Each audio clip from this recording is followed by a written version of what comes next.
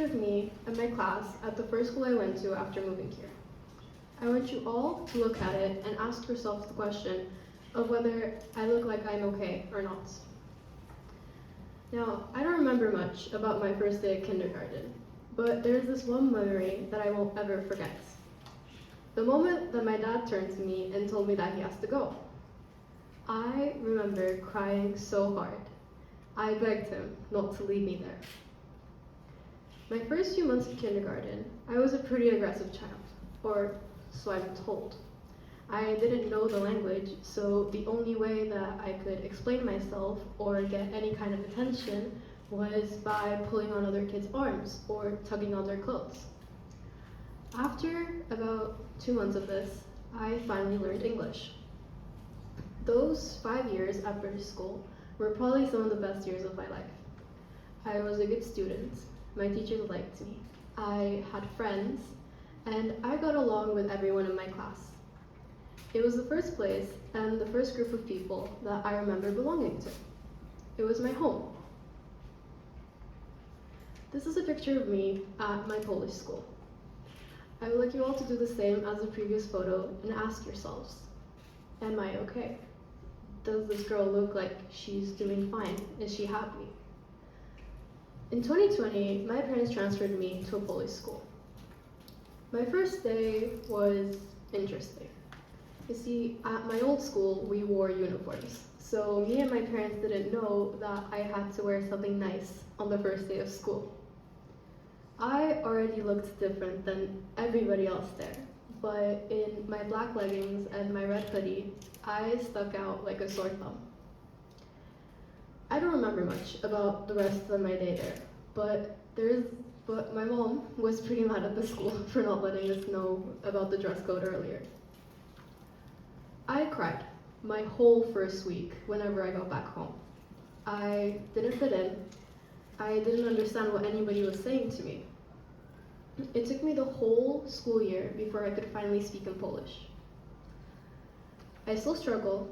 I still make grammatical errors from time to time. But even while knowing the language, I never truly felt like I fit in at that school, like I truly belonged with those people. This is a picture of me in Turkey. Now, I'm hoping everybody knows the drill by now. Please take a look at the photo and ask yourself. After moving to Poland, my parents wanted to make sure that me and my older brother never lost touch with our culture. So every summer we would travel back there. I used to love going there as a little kid. I had so much fun running around with my friends, going everywhere on our bikes, spending the whole day at the beach. But as I got older, me and my friends, we drifted apart. After that, I hated going there. I hated seeing them all spend time and do fun things without me.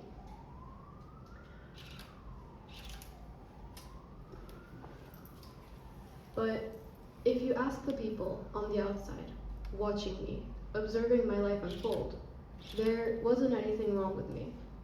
I was a normal girl with a normal life. In fact, they thought my life was even better than normal. I mean, a teenager, living abroad, speaking multiple languages. I had the life and the opportunities that others would have envied. But nobody saw it. Nobody realized everything I had gone through. I started high school this year, and once again, I felt like that girl in the red hoodie. Once again, I felt out of place. But this time, it was different. This time, there was the added pressure, the feeling that this was my last chance to find my group of people, that this was my last chance to belong, to find my home again. As human beings, we are social creatures. We aren't built to survive on our own. We are biologically wired to rely on others. Thousands of years ago, being cast out from your tribe meant death. That's not a metaphor, that's evolution. And here's what science now understands. The same neural pathways in our brain that experience physical pain, also activates when we experience social rejection. So our brain cannot tell the difference between being injured or being left out.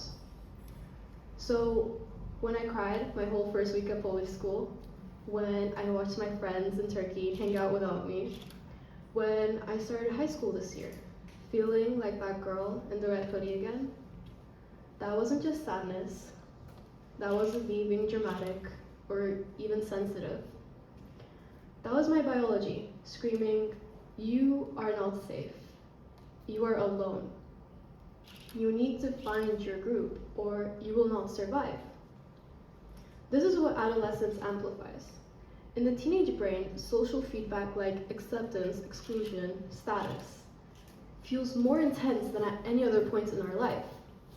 So when an adolescent says, "I just want to belong," they aren't going through a phase, they aren't being needy, they are following the ancient survival instinct written into their DNA.